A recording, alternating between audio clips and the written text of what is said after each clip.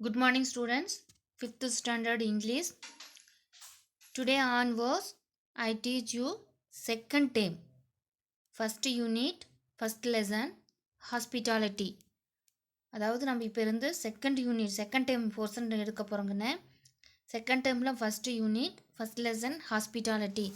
Hospitality அப்படின்னா விருந்தோம்பல். விருந்தோம்பல் அப்படின்னா நம்ம வீட்டுக்கு யாராவது வந்தால் நல்லா ஒரு ஸ்மைலோட வரவேற்று நம்ம அவங்களுக்கு வேணுங்கிறதெல்லாம் ஸ்நாக்ஸ் கொடுத்து டீ கொடுத்து பண்ண முடியும். அதுதான் ஹாஸ்பிட்டாலிட்டின்னு சொல்லுவோம். ஓகேவா? Listen. I greet my guest with a smile. What about you? அதாவது நான் வந்து எப்படி வரவேற்புனா நம்ம ஸ்மைலோட, அதாவது சிரிச்சுக்கிட்டே எல்லார்ட்டையும் வரவேற்பேன் அப்படின்னு அந்த பொண்ணு சொல்கிறா. அப்போ நீங்கள் எப்படி பண்ணுவீங்க? வாட் அபவுட் யூ அப்படின்னு அதை கேட்குறாங்க. ஸோ இந்த ஹாஸ்பிட்டாலிட்டியோடைய sub topic the gift. Let us come to lesson. Once a beggar was hungry. He saw a big house and went there to see if he could get something to eat. The house was very big and luxurious. There was a beautiful garden around the house. அதாவது ஒரு நாள் வந்து ஒரு beggar, அதாவது beggar அப்படின்னா பிச்சைக்காரன்னு சொல்லுவோம் இல்லையா, அவங்க தான் பெக்கர். அவங்க ரொம்ப பசியோடு இருக்காங்க. அந்த ஸ்ட்ரீட்டில் நடந்து போய்கிட்டு இருக்கும்போது ஒரு பெரிய ஹவுஸை பார்க்குறாங்க. அதுக்குள்ளே போனால் ஏதாவது சாப்பிட்றதுக்கு கிடைக்கும் அப்படின்னு நினச்சிட்டு அந்த வீட்டுக்குள்ளே போகும்போது, வீட்டுக்குள்ளேன்னா அந்த கேட்டை ஓப்பன் பண்ணி உள்ளே போகும்போது அந்த வீடு பார்த்தீங்கன்னா வெரி பிக் அண்டு லக்ஸூரியஸ், ரொம்ப பெருசாக இருக்குது. லக்ஸூரியஸ்னால் எல்லா வசதிகளும் இருக்கிற பெரிய பங்களா மாதிரி இருக்குது அப்படின்னு சொல்கிறாங்க. There was a beautiful garden around the house. அந்த வீட்டை சுற்றியும் ரொம்ப பியூட்டிஃபுல்லான கார்டன்லாம் இருக்குது. As he near the house he could smell tasty food. அந்த வீட்டுக்கு பக்கத்தில் போனோன்னே ஒரு ஸ்மெல்லு, ரொம்ப ஒரு ஃபுட்டோட டேஸ்டியான ஃபுட்டோட ஸ்மெல்லை அவர் வந்து அப்சர்வ் பண்ணுறார். He knocked the door. A well dressed man open the door. அந்த டோரை நாக்குடு அப்படின்னா தட்டுறது. அந்த டோரை தட்டும்போது அந்த வீட்டுக்குள்ளேருந்து ஒரு வெல் ட்ரெஸ்டு மேன் அப்படின்னா ரொம்ப ஒரு ரிச்சான மேன், நல்லா ட்ரெஸ் பண்ண ஒரு ரிச்சான மேன் வந்து அந்த டோரை ஓப்பன் பண்ணுறாங்க. The man's was snark and seeing the old man. அவரோட ஃபேஸ் பார்த்தீங்கன்னா ரொம்ப ஒரு கோவத்தில் இருக்குது. அந்த ஓல்டு மேனை பார்த்தோன்னே அவரோட ஃபேஸ் எப்படி ரொம்ப கோபமாக மாறிடுச்சு. He asked in a harsh tone what you want. அப்போ அதை பார்த்துட்டு அந்த ரிச் மேன் அவரை பார்த்து அந்த பெக்கர் மேனுக்கிட்ட ரொம்ப ஹார்ஸான டோன், அதாவது ரொம்ப சத்தமான வாட் யூ வாண்ட் அப்படின்னு கேட்குற, உனக்கு என்ன வேணும் அப்படின்னு சத்தமாக கேட்குறாரு. The old man with his feeble voice replied. அந்த ரொம்ப ஒரு சோகமான வாய்ஸில் அந்த ஓல்டு மேன் வந்து ரிப்ளை பண்ணுறாரு.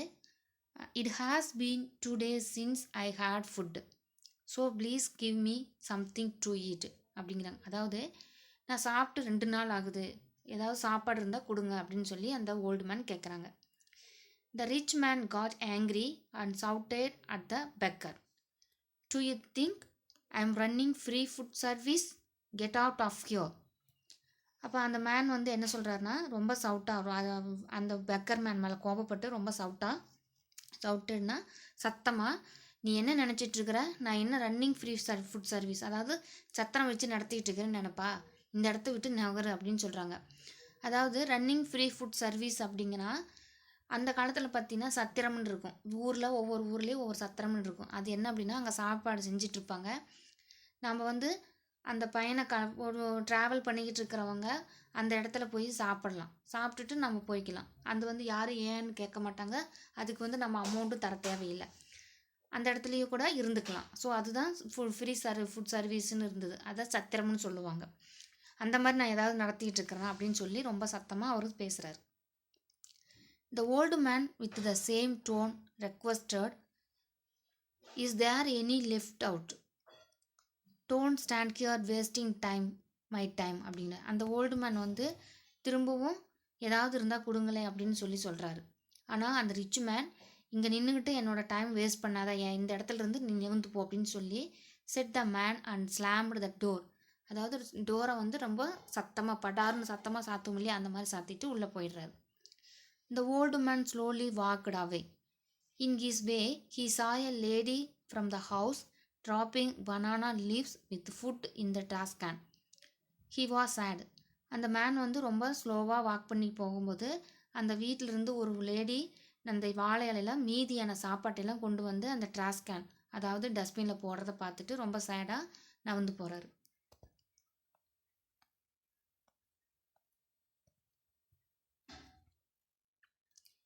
He slowly walked to the next house and knocked the door. Is anybody there? அப்படி, அதாவது அந்த வீட்டிலிருந்து நகர்ந்து அடுத்த வீட்டுக்கு போயிட்டு அந்த அந்த டோரையும் நாக் பண்ணுறாரு. நாக்டு த டோர் அப்படின்னா அந்த டோரை தட்டிட்டு உள்ளே யாராவது இருக்கீங்களா அப்படின்னு கேட்குறாங்க.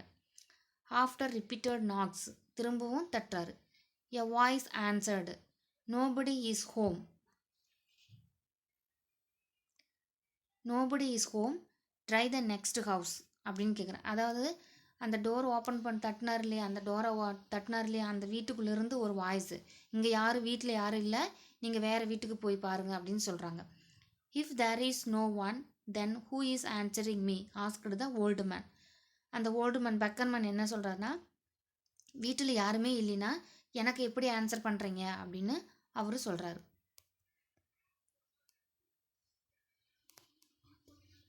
The man got irritated and opened the door and said, "Why don't you try the big house in the same street?"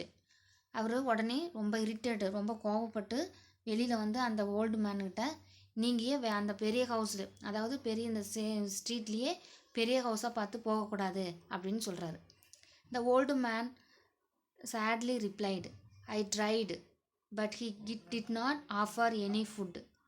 நான் வந்து அந்த வீட்டை போய் கேட்டுட்டேன், ஆனால் அந்த வீட்டில் எனக்கு சாப்பாடு போடலை அப்படிங்கிறாரு.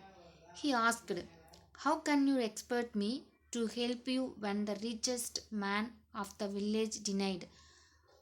அதாவது நான் அந்த வில்லேஜில் அந்த பெரிய ஹவுஸில் இருக்கிறவங்களே உனக்கு வந்து ஹெல்ப் பண்ணாத போது நான் எப்படி உனக்கு வந்து ஹெல்ப் பண்ணுவேன் அப்படின்னு நீ நினச்ச அப்படின்னு சொல்லி ரொம்ப சத்தமாக பேசுகிறாரு. த old man left the place. உடனே அந்த ஓல்டு மேன் அந்த இடத்த விட்டு நெந்து போயிடுறாரு. The old man was tired and could not walk anymore. So he sat under a tree and soon slept. அதாவது அவருக்கு திரும்பவும் நடந்து போக முடியாமல் ரொம்ப டயர்டாயிடுறாரு. அதே ஒரு இடத்துல மரத்தடியில் போய் நின்று உட்கார்றாரு. உட்காந்து கொஞ்சம் நேரத்துலேயே தூங்கிடுறாரு. அந்த பசி மயக்கத்திலேயே தூங்கிடுறார். த man in shabby cloth walk him and asked. அதாவது அந்த ஓல்டு மேனை போய், சப்பி அப்படின்னா ரொம்ப அழுக்கான கிழிஞ்சு போன உடையோடு இருக்கிறவர் போய் எழுப்புறாரு. Who are you, why are you lying here அப்படின்னு கேட்குறாரு. அந்த ஒரு மேன், அதாவது புவர் மேன், அந்த மேன் போய் அந்த கிளாத்தை அந்த ஓல்டு மேனை போய் எழுப்பி, நீங்கள் யார், ஏன் இங்கே படுத்திருக்கீங்க அப்படின்னு கேட்குறாங்க. The old man replied, I have no food and no place to stay அப்படின்னு சொல்கிறாரு. அதாவது எனக்கு வந்து சாப்பாடு இல்லை, நான் தங்குறதுக்கும் இடமும் இல்லை அப்படின்னு சொல்லும்போது, இந்த poor man set, you look tired and hungry, come to my home and stay with us. அதாவது அந்த புவர் மேன் என்ன சொல்கிறாருன்னா, நீங்கள் பார்க்கறதுக்கு ரொம்ப டயர்டாக களைப்பாக இருக்கிறது இல்லாமல் சாப்பிடாம பசியோடு இருக்கீங்க, என் வீட்டுக்கு வாங்க, என்னோடையே வந்து இருந்துக்கோங்க அப்படின்னு அந்த புவர் மேன் சொல்கிறாரு. The old man replied, I don't want to be a burden you too to you, I just need some food. நான் வந்து உனக்கு உன்னை வந்து சிரமப்படுத்த விரும்பலை, எனக்கு சாப்பாடு மட்டும் இருந்தால் போதும் அப்படின்னு அவர் சொல்கிறார். The poor man said, okay, just come and have some food with us. He took the old man to his hut. அந்த புவர் மேன் என்ன சொல்கிறாரு, சரி நீ வந்து என்னோட தங்க வேண்டாம், எங்கள் வீட்டுக்கு வாங்க, கொஞ்சம் சாப்பிட்டுட்டு அதுக்கப்புறமா நீங்கள் போகலாம் அப்படின்னு சொல்கிறாங்க. 2 பேரும் சேர்ந்து அவங்க வீட்டுக்கு போகிறாங்க. ஹட் அப்படின்னா ஒரு குடிசை, ஒரு கூரையெல்லாம் கீத்து போட்டு மேய்ஞ்சிருக்கும் இல்லையா, அது அந்த மாதிரி ஒரு குடிசை. The hut was very small and barely enough for the family. அதாவது அந்த ஹட்டு என்னென்னா ரொம்ப சின்னதாக இருக்குது, அவங்க இருக்கிறதையே இடம் பத்தாத அளவுக்கு இருக்குது. த old man saw that the house would not with stand the monsoon. அதாவது மான்சூன் அப்படின்னா அந்த காற்று காலம் வரும் இல்லையா, அந்த காற்று காலத்துக்கு இந்த ஹவுஸ் வந்து தாங்காது, இந்த ஹட்டு வந்து தாங்காது, பிரிஞ்சு போயிடும். காற்றடிச்சதுன்னா அது வந்து பிரிஞ்சு ஓலையெல்லாம் பிரிஞ்சு போயிடும் அப்படிங்கிற மாதிரி அவர் நினைக்கிறார். The house had no furniture but only a few utensils were there for use. அந்த வீட்டில் வந்து பெருசாக எந்த ஃபர்னிச்சரும் கிடையாது. அவங்க சாப்பிட்றதுக்கும் சமையல் பண்ணுறதுக்கும் யூஸ் பண்ணுறதுக்கும் எவர் சில்வர் பாத்திரம்னு சொல்லுவேன், அன்சில்ஸ் அந்த பாத்திரங்கள் மட்டும்தான் சிலது இருக்குது. The people in the house, a lady and 2 children, were very happy to welcome the old man in it. The people in the house, a lady and 2 children, were very happy to welcome the old man in it. 10 நிமிஷமா?